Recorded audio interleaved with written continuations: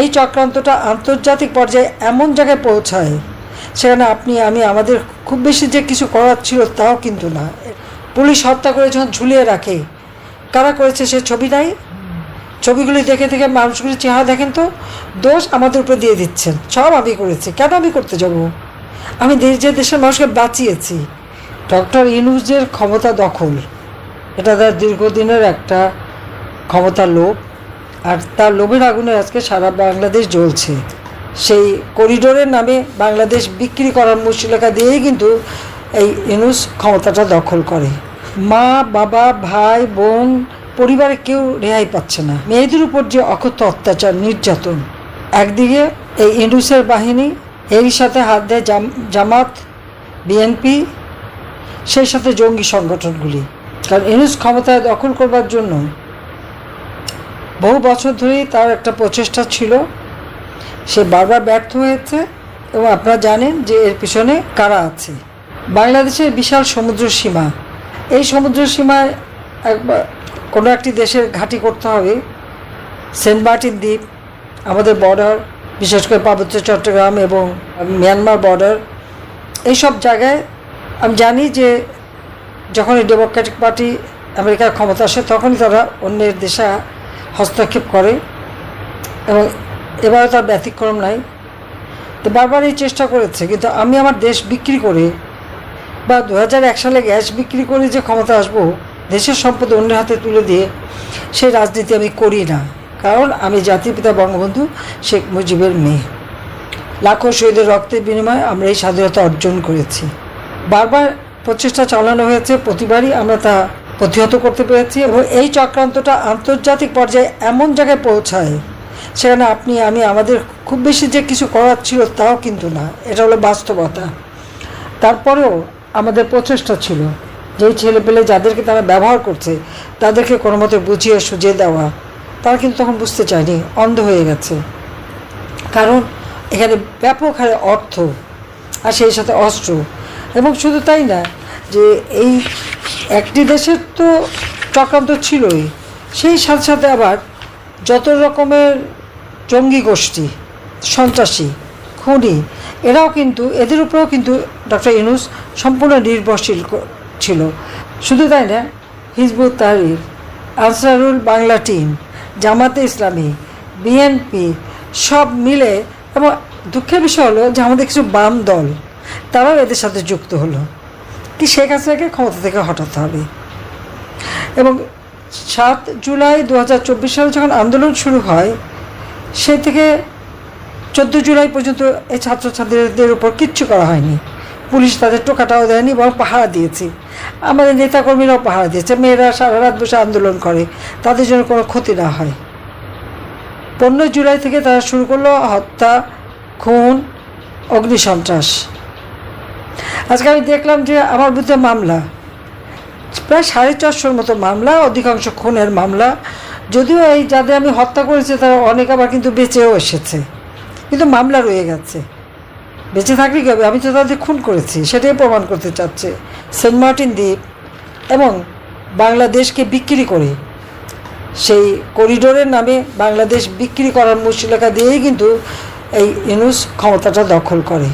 কাজে এখানে যেটা গভীর চক্রান্ত ছিল, এবং হাজার হাজার কোটি টাকা ইউএস এইডের টাকা, ডিপ স্টেটের টাকা, সোরস নামে এক ইহুদি ধনকুবেরের টাকা, এবং ইউনূস যে সমস্ত দুর্নীতি করে গ্রামীণ ব্যাংক, গ্রামীণ কল্যাণ সহ বিভিন্ন টাকা যে পাচার করেছে, এই টাকা ব্যয় করেই কিন্তু সে ক্ষমতা দখল করেছে। এবং তার এই টাকার ফলে অনেক অনেক পরিচিত জিনিস অনেকেই দেখেছি যে সেগুলি তার জন্য বেচা খেয়ে গেছে। এটা হচ্ছে দুর্ভাগ্যের। নেতাকর্মী সবাইকে কিন্তু আমি বারবার সতর্ক করেছি, বলেছি যে এই ধরনের একটা চক্রান্ত চলছে। কিন্তু সেই চক্রান্ত আমরা তো মোকাবেলা করছি, কিন্তু আন্তর্জাতিক পর্যায়ে যখন এই চক্রান্ত বারবার আঘাত আনে, কতবার আপনি ঠেকাতে পারেন? কাজে একে অপরকে দোষ দিয়ে লাভ নেই। এখন যেভাবে তারা গণহত্যা শুরু করেছে, 15ই ফেব্রুয়ারি থেকে মেট্রো রেলে আগুন দেওয়া শুরু করে পুলিশ হত্যা করা, আওয়ামী লীগের নেতাকর্মীকে হত্যা করা, একের পর এক বিটিভি ভবন থেকে শুরু করে প্রত্যেকটা প্রতিষ্ঠান আগুন দিয়ে জ্বালিয়েছে। কিন্তু আজকে দেখেন আমার বিরুদ্ধে মামলা, সেই আইসিটি যেখানে যুদ্ধাপরাধীদের বিচার, হয়েছে এবং আমরা সেই যুদ্ধাপরাধীদের বিচার করে আমাদের দেশের মানুষ যেন ন্যায় বিচার পায় সেটাই আমরা নিশ্চিত করেছিলাম। জাতিপিতা বঙ্গবন্ধু শেখ মুজিবুর রহমানকে হত্যা করে সেই খুনিদেরকে ইন্ডেমনিটি দেওয়া হয়েছিল, দায় মুক্তি। সেই হত্যাকারীদের বিচার আমরা করি। মনে হয় যেন ৭১ সালে পরাজয়ের প্রতিশোধ এবং এই যে যুদ্ধাপরাধীদের আমরা বিচার করেছি, কারণ তাদের বিচার করবো না কেন? আমাদের মা বোনদেরকে ধরে নিয়ে পাকিস্তানি হানাদার বাহিনীর ক্যাম্পে তারা রেখে দিয়েছে। তাদের উপর চলেছে পাশবিক অত্যাচার। যারা করেছিল তারা তো মুসলমানই। তো এই যে মা বোনদেরকে ধরে নিয়ে দিয়ে দিল, ধর্মটা কোথায় ছিল? মানবিক বোধটা কোথায় ছিল? তো এটা কি অপরাধ না? গ্রামের পর গ্রাম জ্বালিয়ে পুড়ে ছারখার করেছে। 3 কোটি মানুষের ঘর বাড়ি জ্বালিয়ে দিয়েছিল, গণহত্যা চালিয়েছে। বাংলাদেশে এমন এমন ইউনিয়ন ছিল যেখানে কোনো পুরুষ মানুষ ছিল, ওটা শুধু বিধবার ইউনিয়ন। এরকম অবস্থা যারা করেছিল তাদের বিচার হবে না কেন? সারা বিশ্বব্যাপী কিন্তু এটা হয়। আল বদর বাহিনী, রাজাকার বাহিনী, আল শামস বাহিনী বানিয়ে তাদের দিয়ে। হ্যাঁ, এখন জামাতে ইসলামের অনেক নেতারা, তারা বয়স্ক, দেখতে বেশ নুরানি চেহারা, কিন্তু তারা এই ঘটনা যখন ঘটিয়েছে তখন তো তারা যুবক। তো তাদের স্বজনরা কি বিচার পাবে না? ন্যায় বিচার পাবার অধিকার প্রত্যেক মানুষের আছে, এটা আমাদের সংবিধানেই দেওয়া আছে। বলছি সেই বিচার আমরা করেছি। আজকে সেই আইসিটিতে আমাদের বিচার হচ্ছে কি খুনের মামলার, আমরা নাকি গণহত্যা হচ্ছে। এবং এখন এরা কিসের ধর্মকর্ম করে? আজকে আইসিটির চেয়ারম্যানকে, সেও জামাতের চিফ প্রসিকিউটর। যখন আমরা যুদ্ধাপরাধীদের বিচার করি সে তো তার ডিফেন্সে ছিল, এখন সে হয়ে গেছে চিফ প্রসিকিউটর। এবং তারা যে বয়ান দিচ্ছে যে সকল অপকর্মগুলি তারা করেছে, এই সন্ত্রাসীরা করেছে, তাদের সেই কাজের দায়ভার আমার উপরে চাপাচ্ছে। আমাদের লোকদের নিয়ে নাকি মেট্রো রেল আগুন, বিটিভি ভবন আগুন, এই সমস্ত অগ্নিসন্ত্রাস সব কিছু নাকি আমরা করেছি।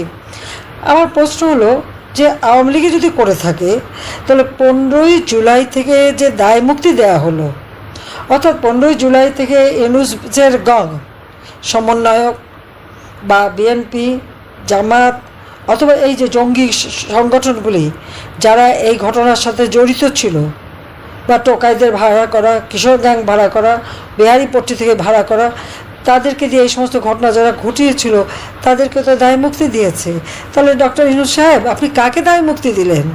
সেইটা আমার প্রশ্ন। কাকে দায় মুক্তি দিল?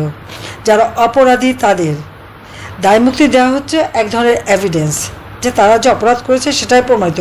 আর এটা তো আমার বলা লাগবে না, তাদের সমন্বয়করা তো নিজেরাই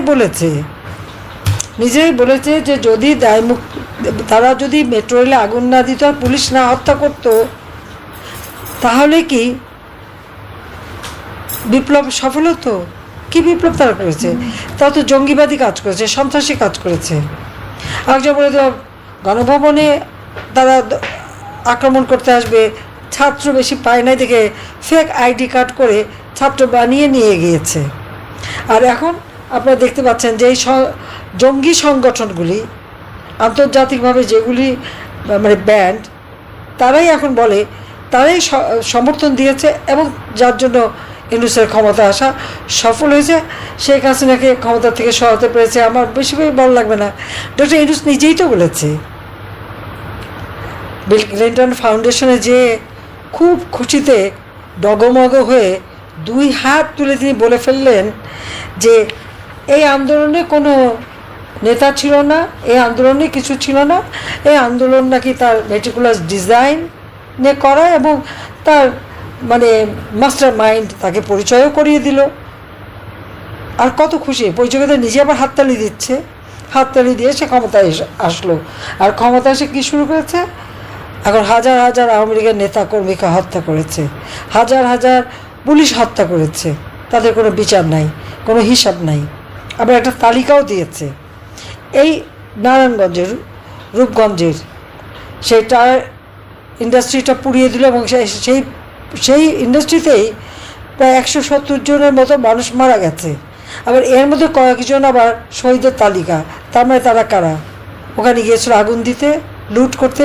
আওয়ামী লীগ নেতাদের বাড়ি ঘর আগুন দিয়েছে। এমনকি সেই ওসমান ভবন, যেখানে আওয়ামী লীগ বাংলাদেশের সকল আন্দোলন সংগ্রামের যে সূতিকাগার, যেটা কখনো কেউ হাত দিতে সাহস পায়নি, সেটা ভেঙে গুড়িয়ে দিল। এবং আওয়ামী লীগের এমন কোনো নেতাকর্মী নাই ইউনিয়ন পর্যায় পর্যন্ত, বাড়ি ঘর ব্যবসা প্রতিষ্ঠান ইন্ডাস্ট্রি একের পর এক আগুন দিয়ে পুড়িয়েছে। এমনকি এই নারায়ণগঞ্জে 10তলা ভবন, সেটা ইন্ডাস্ট্রি আগুন দিয়েছে, সব ছাদের উপরে। বারবার ফোন আসছে, আমার কাছে মেসেজ গেল, সাথে সাথে হেলিকপ্টার পাঠিয়ে পাঠিয়ে তাদেরকে উদ্ধার করেছি। বিটিভি ভবনে যখন আগুন দিয়েছে, সবাই তখন পাশের বিল্ডিংয়ের ছাদে যে পুলিশ আশ্রয় নিয়েছে, তাদেরকে উদ্ধার করতে হয়েছে হেলিকপ্টার দিয়ে দিয়ে। একটা বাড়ির ছাদের থেকে উদ্ধার করতে যখন আগুন দিয়েছে, আর সব দোষ দিল এখন আমাদের উপর, আমরাই নাকি আগুন দিয়ে পুড়িয়েছি। এই মিথ্যে কথা বলা, এটা তাদের অভ্যাস। মিথ্যা বলে যাবে তারা, কিন্তু মিথ্যা কখনো ধোপে টেকে না। একদিন না একদিন সত্য বের হবে, আর সত্য তো তাদের বের হয়েছে, যেহেতু লজ্জা শরম নাই, সবই বলে যাচ্ছে। কোটা আন্দোলন নামে একটা ফেক আন্দোলন করে, মানুষ হত্যা করে, ঘরবাড়ি জ্বালিয়ে মানুষের জীবনে একটা অশান্তি টেনে নিয়ে এসছে। আজকে পুঁজিবাজার অবস্থাটা কি? 90,000 কোটি টাকা লুট হয়ে গেছে মাত্র এই কয়েক মাসের মধ্যে। মিয়ানমার থেকে প্রায় 10 লাখের উপরে, 11 লাখের কাছাকাছি রোহিঙ্গা মানবিক কারণে আমরা তাদেরকে আশ্রয় দিলাম। তা বলে মিয়ানমারের সাথে তো আমরা যুদ্ধ করতে যাইনি, আমরা তাদের সাথে আলোচনা করেছি এদেরকে কিভাবে ফেরত পাঠাবো। যখন ডক্টর ইউনূস ক্ষমতায় দখল করে বললেন মিয়ানমারের সব যারা এখানে রাখাইন এসছে সবাইকে মিয়ানমারে ফেরত পাঠিয়ে দেবে, তারা নাকি নিজ মাটিতে যেয়ে ঈদ করবে। এক ঈদুল ফিতর চলে গেছে, ঈদুল আজহার সামনে কয়জনকে ফেরত পাঠাতে পারছে ডক্টর ইউনূস? সেই জবাবটা দিক পাবলিকের কাছে। ফেরত তো পাঠাতে পারেইনি, আরও 1.5 লক্ষ চলে এসেছে। আর সেই সাথে আমাদের বর্ডার বিক্রি হয়ে গেছে, সব বিক্রি করে দিয়ে, আমাদের সার্বভৌমত্ব বিক্রি করে দিয়ে সে ক্ষমতার মসনদে বসে আছে। তার কাজটা কি? কাজ একটাই। কী কাজ? আওয়ামী লীগ নিধন করা, আওয়ামী লীগকে শেষ করা, আওয়ামী লীগকে খতম করা। পুলিশ হত্যা করে যখন ঝুলিয়ে রাখে, কারা করেছে সে ছবি নাই? ছবিগুলি দেখে দেখে মানুষগুলির চেহারা দেখেন তো, দোষ আমাদের উপরে দিয়ে দিচ্ছেন, সব আমি করেছি। কেন আমি করতে যাব? আমি যে দেশের মানুষকে বাঁচিয়েছি, রক্ষা করেছি, পার্বত্য চট্টগ্রাম শান্তি চুক্তি করে ওই অঞ্চলের মানুষকে জীবন দিয়েছি। আমার দেশের মাটি অন্য দেশে কোনো রকম ইনসার্জেন্সি অ্যাক্টিভিটিসে ব্যবহার হবে না, সেটা আমি করে দিয়ে আমার প্রতিবেশী দেশের জীবনে শান্তি যাতে আসে সেই ব্যবস্থা আওয়ামী লীগ ক্ষমতা এসে আমি করে দিয়েছি। আমাদের ল্যান্ড বাউন্ডারি, জাতির পিতা বঙ্গবন্ধু শেখ মুজিব যে মিসেস গান্ধীর সাথে 25 বছরের চুক্তি করেছে, সেখানে ল্যান্ড বাউন্ডারির কথা ছিল, সেটাকে গোলামির চুক্তি, সেটা অনেক কিছু বলেছিল। কিন্তু শেষ পর্যন্ত কী হলো?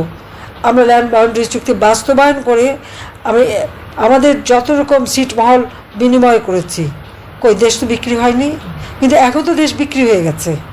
ইউনূস সেই দেশ বিক্রি করেছে মাত্র $500 মিলিয়ন।